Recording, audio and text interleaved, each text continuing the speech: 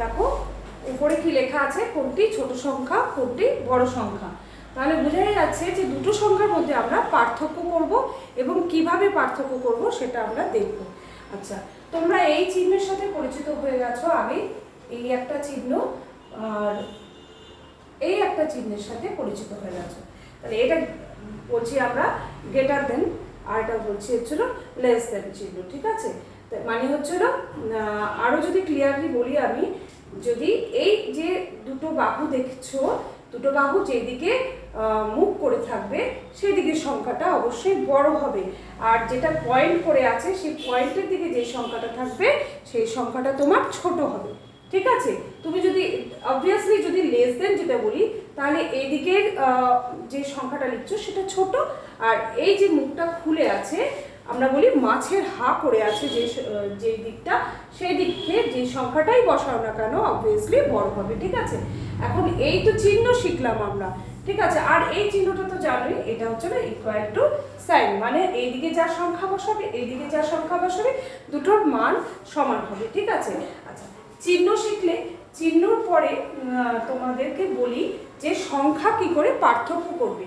1 থেকে 10 পর্যন্ত যে কোনো সংখ্যা বা 100 পর্যন্ত যে কোনো সংখ্যা চোখে দেখে বুঝে যাও যে কোনটা ছোট কোনটা বড়, কিন্তু যখন বড় বড় সংখ্যা আমাদেরকে দেয় তখন আমাদের কিন্তু একটু বুঝতে অসুবিধা হয় এবং ধরতে অসুবিধা হয় যে কিভাবে আমরা করব। কিন্তু যদি প্রসেসটা শেখা থাকে তাহলে কিন্তু ইজিলি কিন্তু আমরা বের করে ফেলতে পারি। আচ্ছা, যেমন ধরো তোমাকে সংখ্যা দিল 22 আর 24, এখানে তুমি বলেই দিতে পারছো যে 24টা বড় 22টা ছোট। কেন বলতে পারছো? এটা আমরা নর্মালি এই সংখ্যাগুলোকে নিয়ে দৈনন্দিন জীবনে কিন্তু আমরা ব্যবহার করি, তাই না। বড় বড় সংখ্যাগুলো আমাদের ছোট ছোট মাথায় ঢোকে না, তাই তো।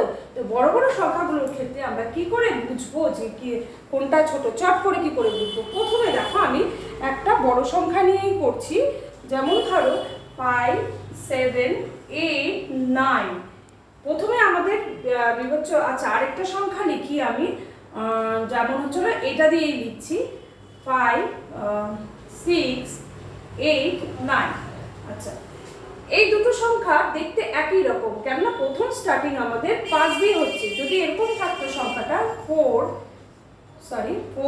2, 1, 3, তাহলে বুঝে যেতাম যে না 5798 থেকে 89 থেকে এটা ছোট, ঠিক আছে। কিন্তু যদি সংখ্যাটা প্রথম স্টার্টিংয়েই 5 দিয়ে থাকে তাহলে কিন্তু সেই সংখ্যাগুলো ছোট বা বড় বলতে কিন্তু আমাদের একটু অসুবিধা হয়। তাহলে কি করে বুঝবো? প্রথমে আমাদের প্রথম নিয়ম হচ্ছিল আমাদের প্রথমে দেখতে হবে যে কত অঙ্কের সংখ্যা আছে, সমান আছে নাকি কম আছে, এরকমও থাকতে পারতো। যদি কম থাকে তাহলে তো আমরা ইজিলি বলে দেবো যে এটা বড় এটা ছোট। 3 অঙ্কের সংখ্যা সবসময় 4 অঙ্কের সংখ্যার থেকে ছোট হবে অবভিয়াসলি, তাই না।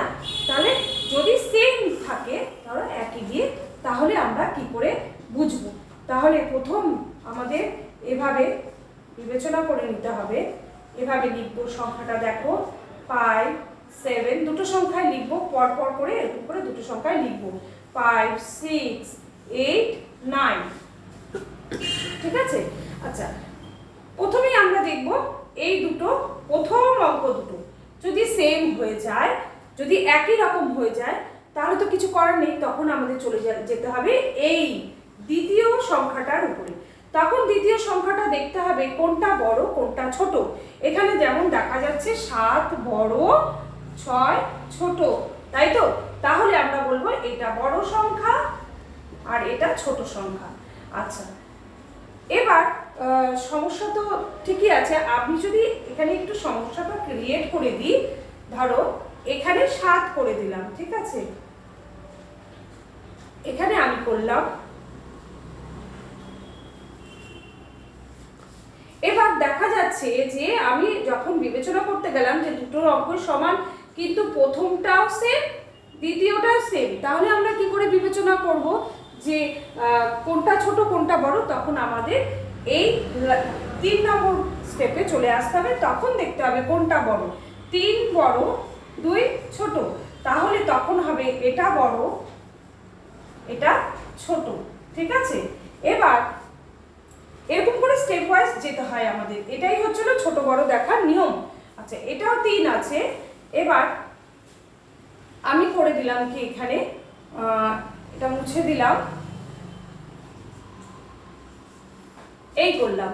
তখন দেখা যাচ্ছে তিনটা সেম সেম আছে, তাহলে তখন সর্বশেষ হচ্ছিল লাস্ট অঙ্ক দুটো আমরা দেখব যে কোনটা বড় কোনটা ছোট। এটা যদি বড় হয় তাহলে এই পুরো ডিজিটটা পুরো সংখ্যাটা বড় হবে, আর এটা যদি বড় হয় তাহলে এই জিনিসটা বড় হবে। ঠিক আছে, তাহলে এভাবে আমরা ছোট বড় আমরা বিবেচনা করব। আর যদি মেলাতে মেলাতে দেখাই গেল যে প্রত্যেকটাই সমান, যেমন 5 7 8 9 5 7 8 9, আমি প্রথম থেকে বিবেচনা করতে করতে করতে করতে লাস্ট অবধি আসলাম, দেখলাম দুটোই সমান, তখন কি হবে? তখন আমরা বলবো না কোনোটাই ছোট না কোনোটাই বড় না, দুটো হচ্ছিল সমান। ঠিক আছে, ক্লিয়ার? Thank you.